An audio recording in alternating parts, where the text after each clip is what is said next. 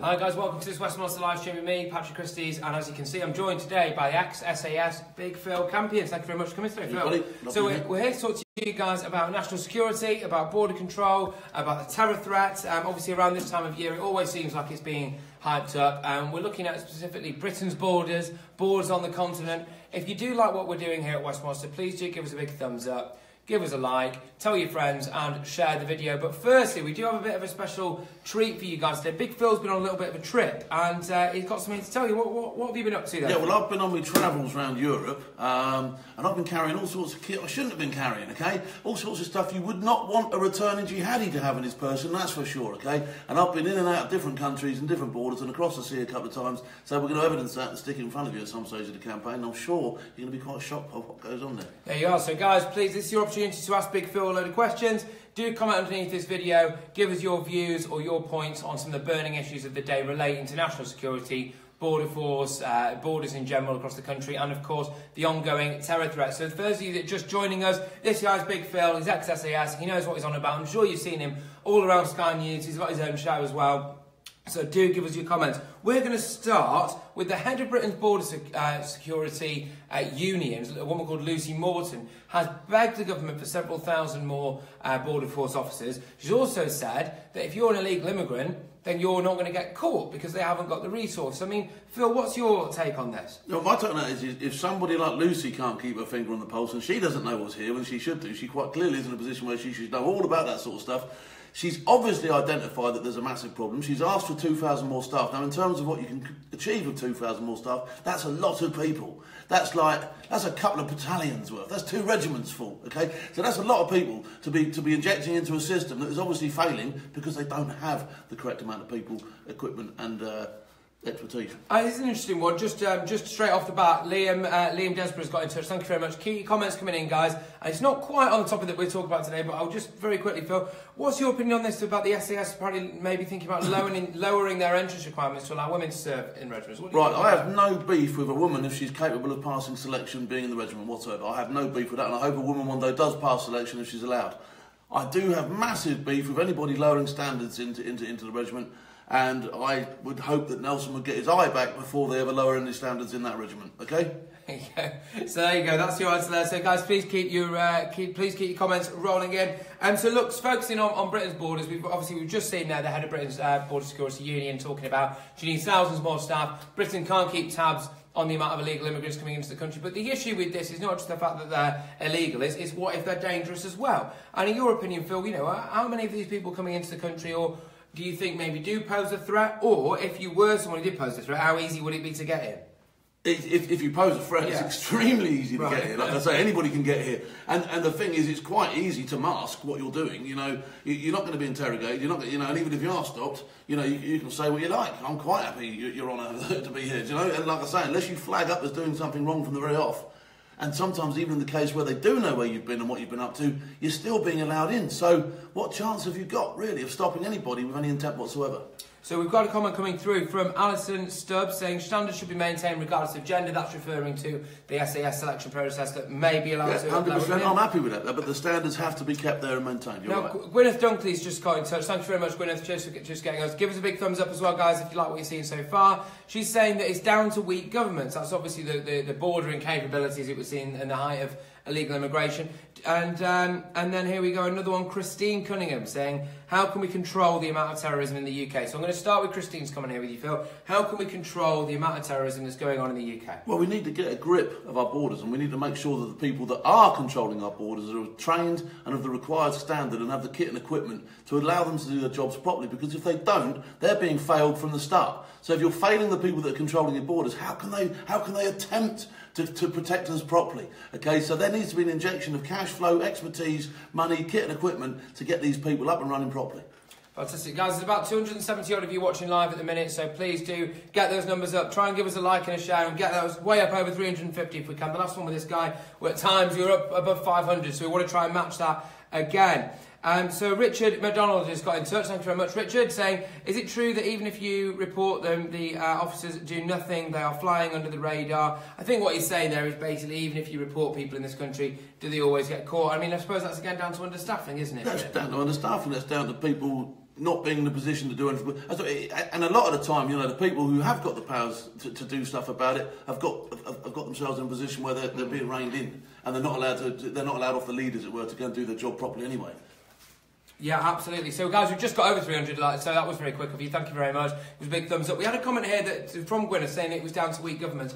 What's your assessment, not just of the British government, because obviously you're a man of the world, you've been around the world a fair bit, of the European governments? Have we been too weak and allowed terrorists to just come back home or to be here already? I think we've been massively weak, and what we've done is we've you know, this is the whole reason why, you know, I think the Brexit thing for me has to be implemented sooner rather than later, right? Because we need control of our own destiny. And what we're doing is, look, I drove around the whole of Europe, right? I've been all over Europe doing exactly what I want, just cutting my own detail everywhere I go, crossing borders, coming in and out of countries, not challenged. Half the border crossing points have got nobody on them whatsoever. What sort of message does that send out? It sends out a message to me, do what you like, Phil. And if I'm a terrorist, do as you like, Mr. Terrorist. Do what you like. Okay, because you are unopposed. And when you're unopposed and there's no consequence for your actions, you do exactly that. You do what you want. And repeatedly, we're seeing things like, you know, bombs cropping up in Germany, yes, you know, grenades all over Sweden, yeah, you know, France being attacked, and everybody's under attack, and they're turning around and asking why, and nobody's controlling the borders. Now, we've got an opportunity here. We're only a small island. We should be good at protecting our borders because we've had borders all our lives, okay? And I think it's about time we gripped it, we put the money and the provision in place for people to do their jobs properly and let them crack on with it before we get overwhelmed with it. So, guys, just a little teaser for you there. Big Phil's done some work for Westmonster with regards to travelling through borders in Europe with stuff that maybe you shouldn't have, and we've got the footage of it. We're currently putting it together, so we'll be bringing it to you as and when, really. But yeah, please do give us a big thumbs up already, guys, if you like what you're seeing. 345 of you watching live now, and here goes back to some of your guys' comments. So Mark Martin's a bit pessimistic here, saying we can't control it.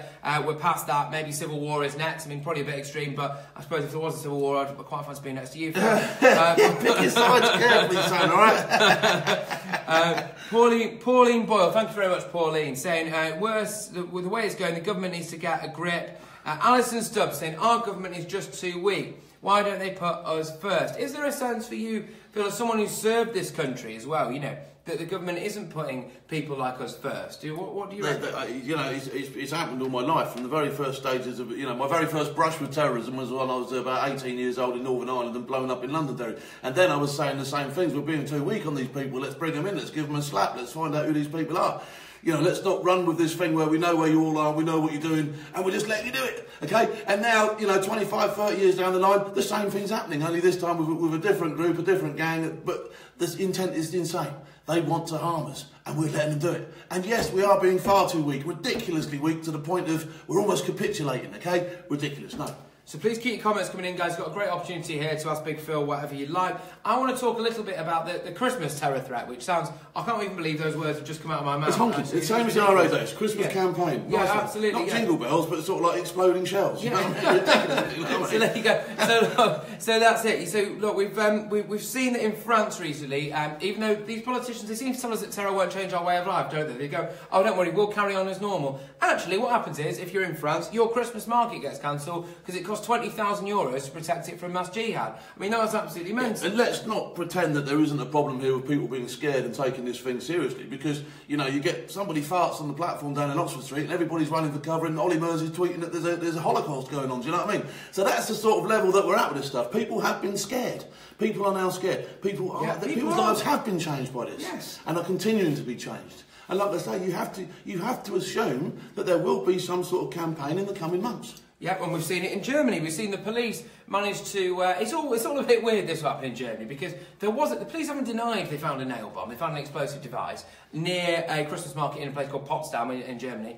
No, they deactivated it, but then they've gone, oh, it's all right, because it probably wasn't targeted at the Christmas market. Oh, that's all right. Well, I think you probably missed the point there, to be honest with you. I think the fact is, someone's just left a nail bomb knocking about. I mean, I've done some stupid things in my time, but I've never left a nail bomb lying around. Yeah, exactly. It's a bit weird. I mean, that to me is just people trying to spin it, play it down, so that the level of panic is...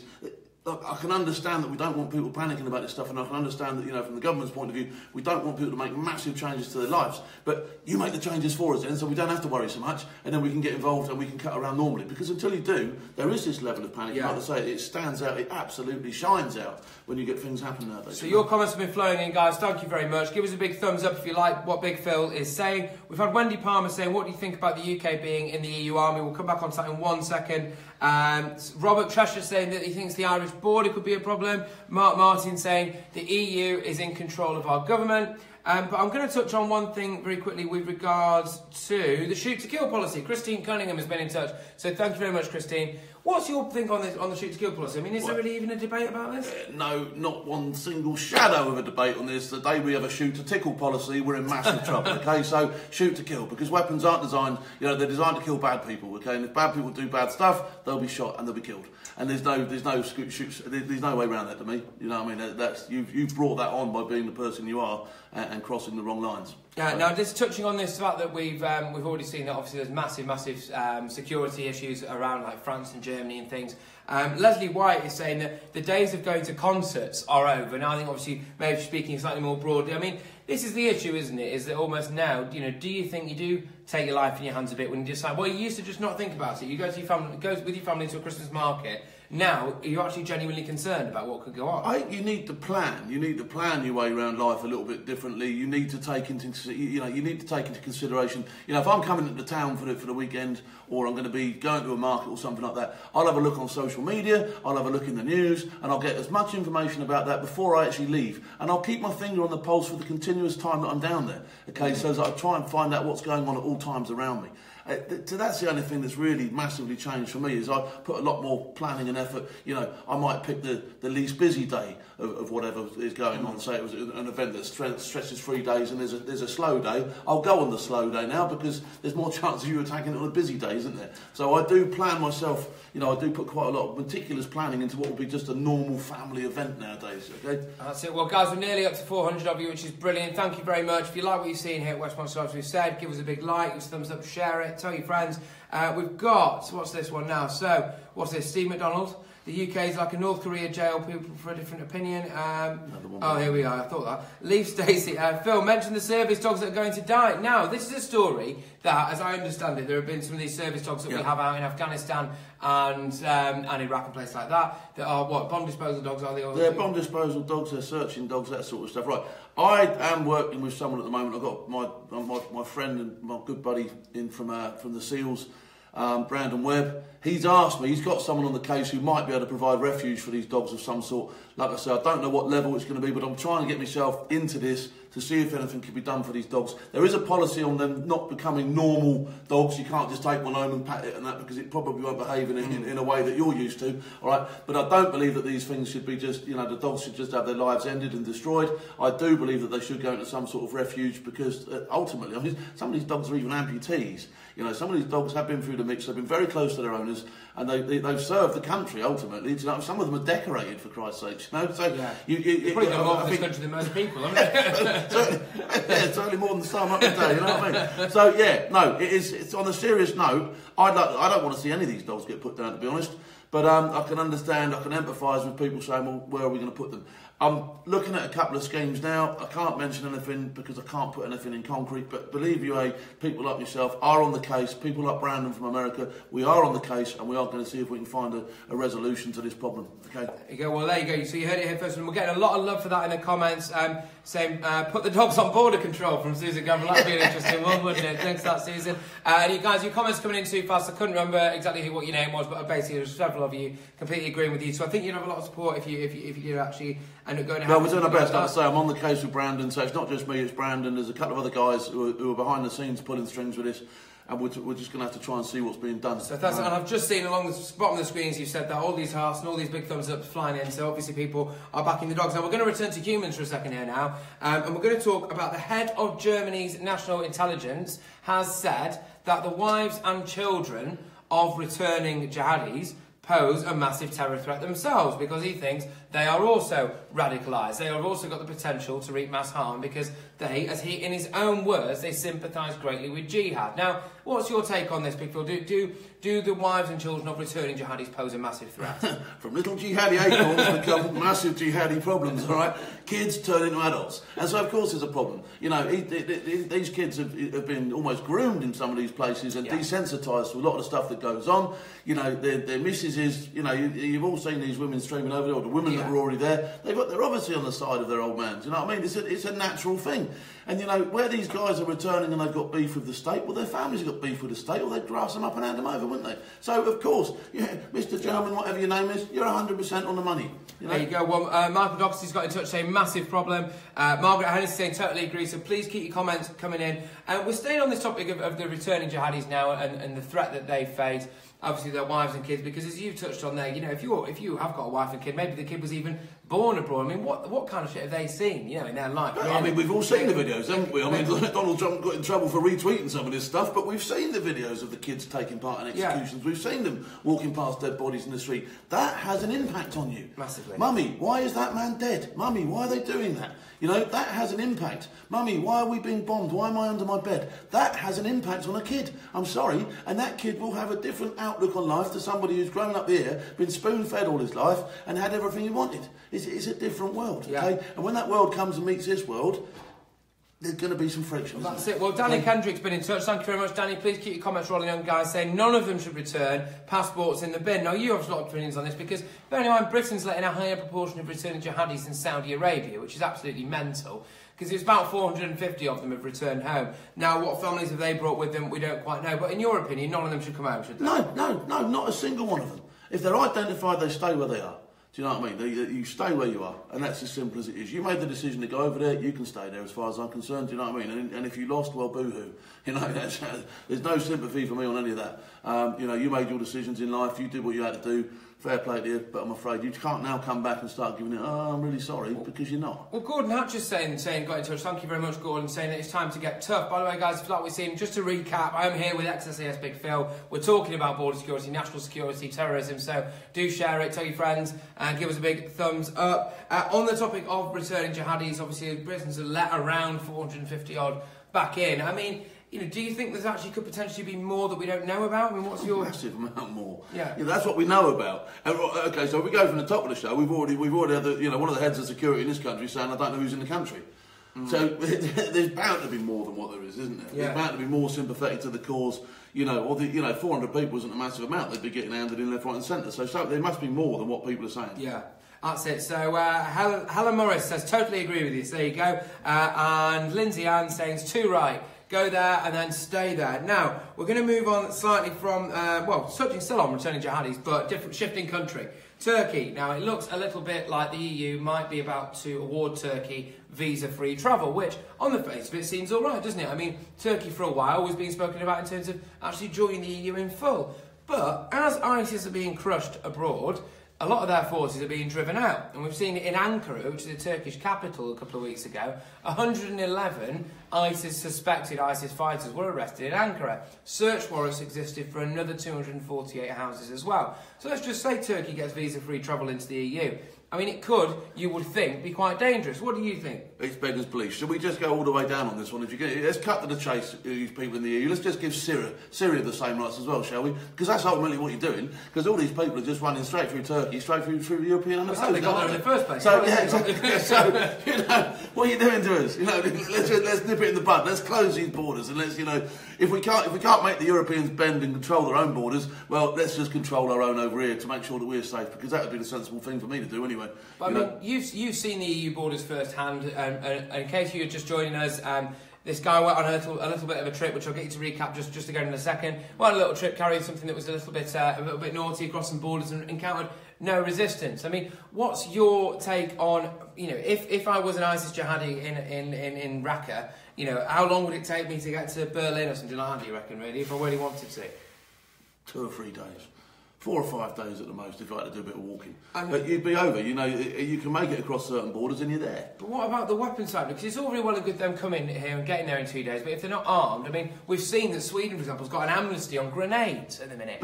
How easy would it be, do you reckon, to get yourself armed? Most of these people are already in some sort of network, so you can assume that if they can't bring the weapon with them all the way, they'll probably be able to pick something up when they get here anyway. And as for cutting around Europe with weapons, well, I can tell you all about it, and I can say I've been all around Europe doing all sorts of stuff unopposed, okay? So there you go. We've got Alex West getting in touch. Thank you, Alex. And guys, please keep your comments coming in. Give us a big thumbs up if you like what you see. Alex West saying the EU is so politically correct, it's actually killing people. I mean, there is a concern that it's just a matter of time before one of these people that we've let back in the country does something like a Berlin Christmas market attack, or does something like a Nice or something like that. I mean, if that actually happens, I mean, what would your opinion be on that? I mean, you would presumably be on the streets to take it, really.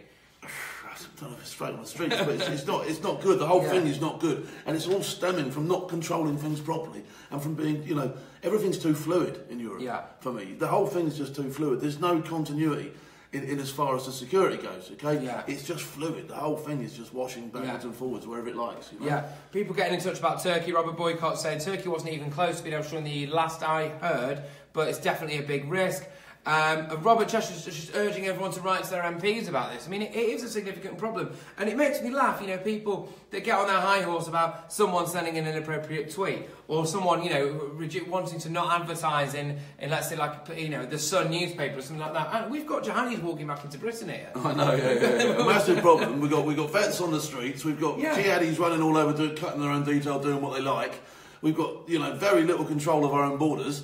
And somebody's bothered about somebody showing a tweet which, actually, the footage was quite disturbing, to be honest. So, do you know what I mean? No matter where it came from, who cares? You know, it was actually highlighting a problem that, you know, we're actually seem to be fanning at the moment. You were saying something off air as well, Phil. I know it's something that maybe you're not going to go into too much detail on, but from what you've heard, our security forces have been quite busy at the minute. You know, from what I know and from what I can gather, our security forces are doing a sterling job. They're doing an absolutely tremendous job. They're foiling stuff left, right, and centre. It was a like for the security forces. Yeah, massive like for the security forces of this company, and they're doing a cracking job. The problem they have is they're not allowed to go the whole way. They're not allowed to do probably as much as they should. There's not enough of them. They haven't got the kit and equipment. I mean, if you look at the average copper, just for he hasn't even got any way of defending himself past his fist and boot. You know, that's it, bust. All right, so, you know, in terms of what the security forces are doing, they just haven't got enough support and enough stuff and enough clout behind them to do the job properly, as far as I'm concerned. But they do with what they've got and what they are allowed to do a sterling job, and they are foiling stuff left, right, and centre. So, you know, well done, and, you know, I'm glad there's a few people out there, you know, prepared to make a change. Well, there we are. So Scott's just picked up on your point there, saying the borders are too fluid as well. Richard Harvey said that these returning jihadis, he thinks they can get weapons around Eastern Europe and the Balkans. Is that something, do you think, happened? Is they more likely to get it there, or do you have any knowledge of that at all? Pick it up all over the place. But there are, you know, as we know, there's been war in quite a few countries over the last 2 or 3 decades. And there's an influx of weapons all over the place that you can get your hands on, including in this country. You know, let's not be naive to what's going on. Let's not say that we can't get this gear, because we all know that we can if we really want to. Yeah. Okay, so, you know. Well, this is interesting. Anthony Moore's here saying that the security forces are dealing with the soft approach that's being handed out to them by a soft government, basically. I mean, I know you don't think the government, it's something we spoke about a bit earlier, but if you're just tuning in, it's something that you don't like the way the government's taking the approach. You think it's taking a too soft an approach. Yeah. I think they're far too soft. It's not a case of, you know, there are certain things that need to be tolerated. You know, there are certain things that aren't to be tolerated. Bullying, racism, you know, picking on people, etc., etc., etc. That's not to be tolerated. But what is also not to be tolerated is people that are deliberately targeting and damaging this country. They are not to be tolerated, okay? And I don't care what bracket they come from, what divide they come from, what group of people you have put them in. There's only 2 groups of people as far as I'm concerned. There's people that are doing okay and there's people that are not. And the people that are not need to be sorted out, and the people that have been doing okay need to carry on doing okay. And that's it, bust. We don't need to put it into any more groups or subdivisions or break it up by race, colour, creed, religion, sex or gender. That doesn't need doing anymore. We just need to go, you're right and you're wrong. And if you're wrong, we'll sort you out. And that's it, bust. Well, look, guys, thank you very much for tuning in today. It's been an absolute belter. I hope you've enjoyed having Big Phil on. I just want to finish with one thing, because give us a big like and share this video just one last time if you have liked what you've seen. Really try and spread the word here at Westmonster. We're doing our best to bring the news to you in a different way. I would like, if it's all right with you, Phil, to finish with just your very quick assessment on the current state of Britain's borders and what this government needs to do to make sure that national security is furthered in this country. Our borders are there on paper, okay? Our borders are literally there on paper. We have a few people stood around doing a job, but they don't have the kit, equipment, knowledge or know how to do it properly, okay? You can basically come in and out of this country whatever you like, when you like, how you like, all right? And that's it, bust, okay? There you go. A short assessment. To summarise, to caveat the book. There you go. Always a pleasure to have Big Phil on the show. Guys, thank you very much for joining us, and we will see you soon. Give us one last thumbs up and take care. We'll see you in a bit.